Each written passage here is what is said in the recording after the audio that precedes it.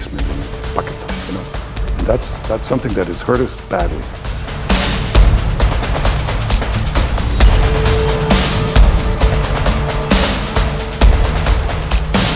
Basement in Pakistan, and that's something that has hurt us badly. जदीद दौर में जंगें सिर्फ मैदानों में हथियारों के साथ नहीं लड़ी जाती, कुछ जंगें दिमागों से लड़ी जाती हैं। अपने हालिया इंटरव्यू में इजरायली वज़ीर आज़म नेतन्याहू ने पाकिस्तान के हवाले से कुछ ऐसा एतराफ़ किया है जो शायद अब तक बहुत सारे पाकिस्तानियों को नहीं मालूम। अगर मैं आपसे कहूँ कि पाकिस्तान ने इजराइल को एक ऐसी जंग में शिकस्त दी है जिसे पाकिस्तान ने बराह रास्त लड़ा ही नहीं, मगर नुकसान इजराइल को उठाना पड़ा। आप कहेंगे कि मैं शायद कोई पागलपन की बात कर रहा हूँ, लेकिन अगर यही बात वज़ीर आज़म इजराइल के नेतन्याहू अपने मुंह से कहें तो फिर आप क्या कहेंगे? Several countries that basically manipulated social media with bot farms, with fake addresses, to break the American sympathy to Israel, to break the American-Israeli alliance because they think it's in their interests. And they do it in a clever way and trace the address to some basement in Pakistan, And that's something that has hurt us badly. While we were fighting the physical military battle on 7 battlefields, 7-front war, we were completely exposed on the 8th front, the media war, really the social media war. And, we've been... आपने सुना, Israel 7 महाजों पर लड़ता रहा, मगर 8वें महाज पर उसको शिकस्त हो गई, और वो था मीडिया वॉर का महाज, जिसमें पाकिस्तान ने इजराइल को शिकस्त दी।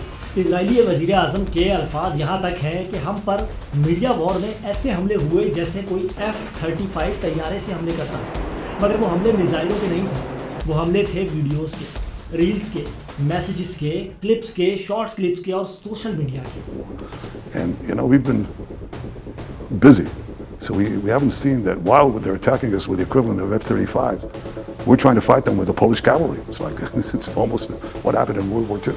So I think we have to engage on that front, not by censorship. उनके मुताबिक उन्होंने इन चीज़ों को नज़रअंदाज किया, उन्हें समझ ही नहीं आया कि हो क्या रहा है। वो 7 महाजों पर बारूद से जंग जीतते रहे, मगर जंगें अब सिर्फ बारूद से नहीं बल्कि बयानिए से जीती जाती हैं, और वहाँ पर वो शिकस्त था। और सोशल मीडिया इस जंग का सबसे खतरनाक हथियार बनता है।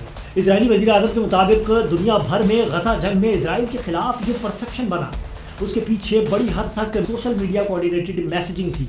जब हमने वो चेक किया तो उसके ताने बाने पीछे जाकर पाकिस्तानी अकाउंट से निकले।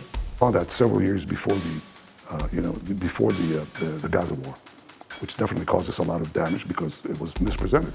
But I'll tell you what, it was like the Gaza war was pouring kerosene on a fire that was already there. We could see that happening. We didn't understand it initially. We didn't see it. When it started going down, we didn't understand why is it going down, what's happening before the Gaza war. But now we know a lot. We know a lot. And there's that 8th front. But it's not only our front. यानी एक ऐसा मुल्क जो बराह रास्त जंग में शामिल ही नहीं था, मगर नैरेटिव वॉर का हिस्सा बनता गया। और इसी मीडिया वॉर की बदौलत, इसी नैरेटिव बिल्डिंग की बदौलत आज वो अमेरिकी नौजवान जो कभी इजराइल के हिमायती हुआ करते थे, इजराइल की पॉलिसी से दूर हो रहे हैं, उस पर तनकीद कर रहे हैं और इजराइल से दूरी इख्तियार कर रहे हैं। क्योंकि दौरे हाजिर में इंस्टाग्राम, टिकटॉक, ट्विटर, फेसबुक पूरे मीडिया नेटवर्क्स पर भारी पड़ रहा है। यानी एक मोबाइल फ़ोन और उससे पोस्ट होने वाली एक पोस्ट पूरे नैरेटिव को चेंज करके रख देती है। अब फैसला रियासत ने करना है कि नेतन्याहू के इस बयान पर फ़ख्र करना है कि पाकिस्तान ने इजराइल को शिकस्त दे दी, या फिर आगे के लिए तैयारी करनी है, क्योंकि इजराइल के मुताबिक पाकिस्तान से उनकी मीडिया वॉर जारी है।